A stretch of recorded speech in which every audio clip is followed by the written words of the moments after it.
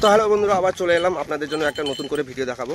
তো ভিডিওতে আজকে আমি যাচ্ছি আমার বাড়ি ওই দীঘা থেকে জাস্ট 4 কিলোমিটার দূরে, আর যাচ্ছি কুদি থেকে জল আনতে যাব। কুদি থেকে জল নিয়ে এসে ঢালবো বাবা চন্দনেশ্বর মন্দির আর দীঘার যে খাদালগোবরা মন্দির, ওই খাদালগোবরা মন্দিরে ঢেলে তারপর চন্দনেশ্বর মন্দির। তো এটা টোটাল 2-3 দিনের প্রোগ্রাম। তো আজকে প্রথম দিনে আমরা এই দুপুরবেলা, এখন 3টা বাজে, 3টার সময় বেরিয়ে পড়েছি জল আনতে। অলঙ্কারপুর থেকে 3টার সময় বাস ধরে 5টার সময় কুদিতে নেমেছি। আর সেই লেভেলের বাস ছিল, সেই এগরা আর দীঘা বর্ডারের বাসটা একবারে কি বলবো, গরুর গাড়ি আরও তাড়াতাড়ি যায় সে এমনভাবে নিয়ে এসছে। আমি ড্রাইভারের সাথে ঝগড়া করেছি, কন্ডাক্টরের সাথে ঝগড়া করে সোজা চলে এলাম 5টার দিকে পৌঁছে গেলাম কুদিতে পৌঁছানোর পর এসে দেখি যে এইভাবে সবাই জলের বাউঙ্কি রেডি করে নিয়েছে। তো কুদিতে এলে আপনারা কি দেখতে পাবেন না পাবেন আমি একটু আমার এই ভিডিওতে তুলে ধরেছি।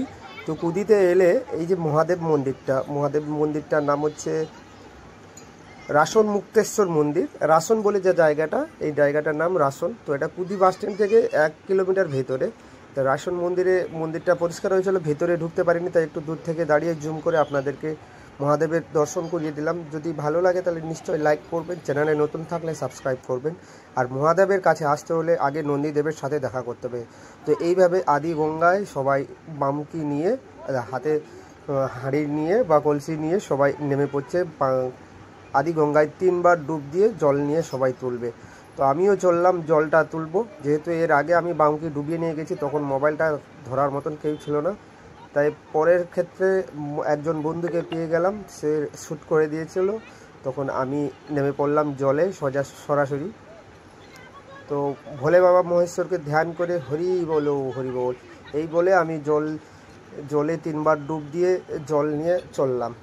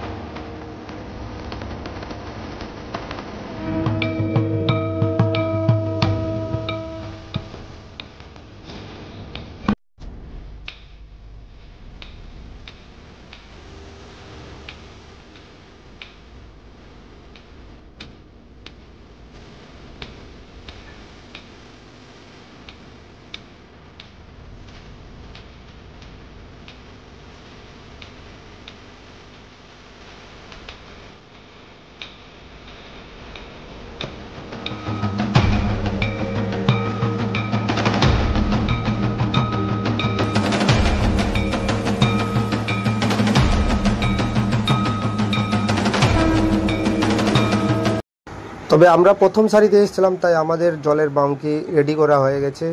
মানে সব কটা যতজনে আগে এসছে তাদের বাউঙ্কি জল নিয়ে বাউঙ্কি রেডি করে খুঁটিগুলোকে ভালো করে বেঁধে এবার 30-35 কিলোমিটার রাস্তা চলতে থাকতে হবে। তা সেইভাবে বাঁধাবাঁধি করে আমরা রেডি হয়ে পড়লাম।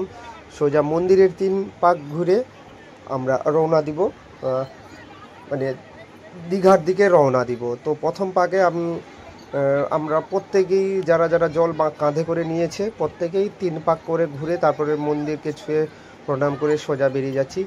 কিছু জায়গায় আমি ভিডিও করতে পারিনি, শ্যুট করতে পারিনি, যতটুকু শ্যুট করার সুবিধা হয়েছে করে নিয়েছি।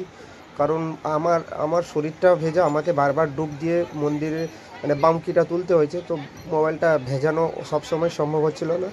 তো বন্ধুবান্ধবের হাত দিয়ে যতটুকু পেরেছি ভিডিওটা তুলে আপনাদের সঙ্গে শেয়ার করছি। যদি ভিডিও ভালো লাগে তাহলে প্লিজ পারলে আমার এই ভিডিওটাকে অন্যকে দেখার সুযোগ করে দেবেন।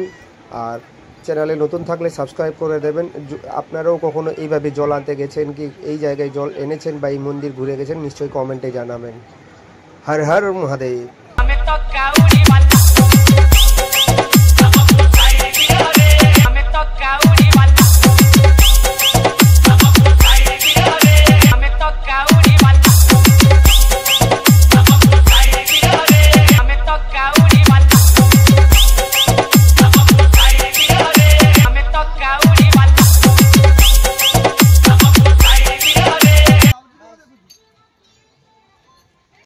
সারা রাত্রি হেঁটে আমরা চলে আসার পর প্রচণ্ড পরিশ্রম হয়েছিল, আমি আর কোনো ভিডিও শ্যুট করতে পারিনি। যখন ঘুম ভাগে তখন খাওয়া দাওয়া হচ্ছিল, তো ভাবলাম খাওয়া দাওয়ার একটু ভিডিও আপনাদের করে দেখাই। প্রত্যেকে কিছু কিছু টাকা দিয়ে ডিজে গাড়ি করে আনন্দে নেচে নেচে যাব আমরা বাবার মাথায় জল ঢালতে। বাঙ্কিগুলো কোনো সাজানো হয়নি, যেহেতু রাত্রিবেলা এখনও সাজানো কেউ শুরু করেনি। আর আমাদের গ্রামে এটা গ্রামচণ্ডী প্রাঙ্গণ, তো এই জায়গাটা আমরা বাঙ্কি রেখেছিলাম। আর রাত্রিবেলা খাওয়া দাওয়ার জন্য রান্নার প্রসেস চলছে। রাত্রিবেলারও আমি আপনাদেরকে দেখে এলাম কেন না, আমি তখন গ্রামচণ্ডী প্রাঙ্গণে ছিলাম, তো ভাবলাম এসেছি যখন ভিডিও করে দেখাই সবাইকে। সবাই যখন আনন্দ করছে তো এটা তো সবাই দেখতেই পারবে, কোনো অসুবিধা না হয়। প্রত্যেকের কাছে আমরা আবেদন, আপনাদেরকে ভিডিও ভালো লাগলে প্লিজ পারলে চ্যানেলটাকে ফলো করে রাখবেন।